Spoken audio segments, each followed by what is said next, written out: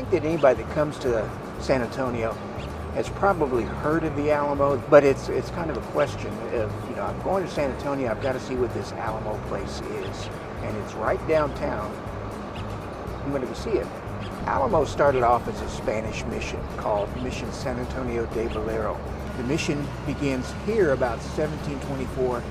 The church starts to take shape about 1754, and construction continues on it for 40 years until the mission is shut down.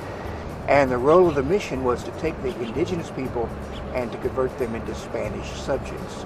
That included the religion, but also job skills and things.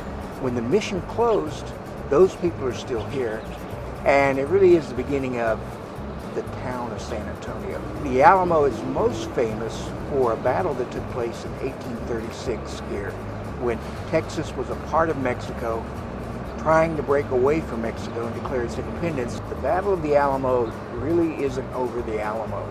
It's over control of the town. It just so happens that they're fighting at the Alamo, which is just across the river. There's a 13-day siege and battle that takes place here. All the Texan defenders are killed, but it becomes an important rallying cry in the Texas Revolution. So when Sam Houston, who becomes the general of the Texans, finally takes his army and attacks Santa Ana, the battle cry is clearly, "Remember the Alamo." One of my favorite things here on the grounds is the Alamo Research Center. So if you're a serious genealogist or researcher, there's a place here where you can come have access to all sorts of documents, books. For me, as the curator and historian, one of my favorite things here are the visitors. That you never know who you're going to meet. People from Texas, from the United States, from England, from Japan, really all over the world.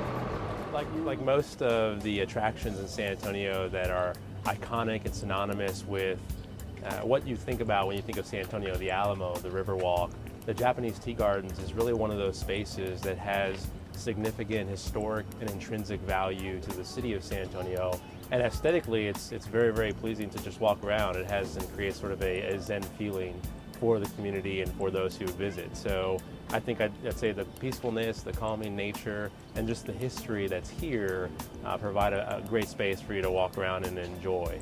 The Japanese Tea Garden has a long history in San Antonio, and this is sort of a former rock quarry. So to think about where we're standing now and what used to be, the transformation is unbelievable. They had this space that was donated to them, over 100 acres, and they really needed to find something to do with it. And through different ideas and really one of the earliest depictions of a public-private partnership, they came up with this idea to help support the city both economically but then also just aesthetically. And they had a master plan to create what we do have now, the sunken gardens, the Japanese Tea Gardens. There's a zoo located right around the corner. And I think altogether it fits very nicely into the city and offers a great place for people to come and visit. The Jingu House is a modern day twist on what used to be another space where a family that I was actually asked to live in the Jingu House served tea and served one of the earliest forms of green ice cream. So it's just another twist on having a space for you to come by, visit, have some refreshments, grab a little quick bite, and then be on your way throughout the gardens. It gets rather hot in South Texas, and yeah, it's a nice place to refresh. The waterfall here at the Japanese Tea Gardens, it's one of my favorite things to do. We have ponds that have over 100 or 200 koi in them. It's really, again, that Zen feeling, the feeling of peacefulness is really fun to see. The San Antonio Parks Foundation is fortunate to play a role in providing and upkeeping neat spaces like this for the city of San Antonio and all the community. If you're in town, look us up, come check us out, come check out some of our events, and certainly make it out to a park. Well, Pearl is really unique and special because I think it does two things. It both is a really historic place in San Antonio. So we're sitting here on the site of the historic Pearl Brewery.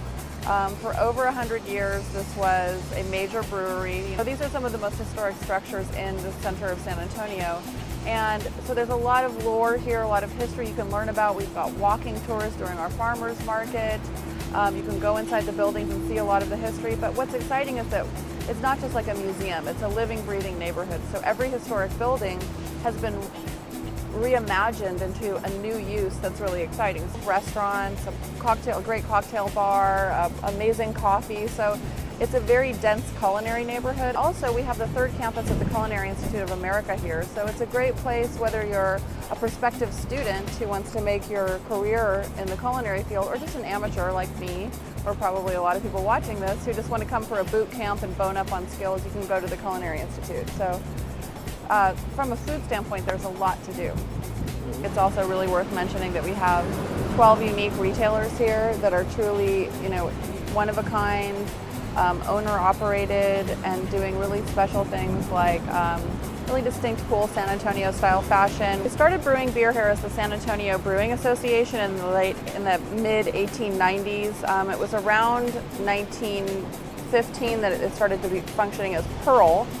And then actually the brewery kept functioning all through Prohibition. And they made near beer, ice cream, had a dry cleaners, an ice factory, and kept everyone employed. So at 12:01 on December 5th, 1933, the day of the repeal of Prohibition, the gates of Pearl opened and wagons and trucks full of kegs and pallets of beer came to a crowd literally hanging at the fence, just dying for that first legal beer after Prohibition. And Pearl at one point in time employed over 25% of San Antonio. It was one of the biggest breweries in the country in the 40s. Then, as the beer market changed, it became kind of less and less of a national beer and more of a regional beer, but it's always been really important in San Antonio.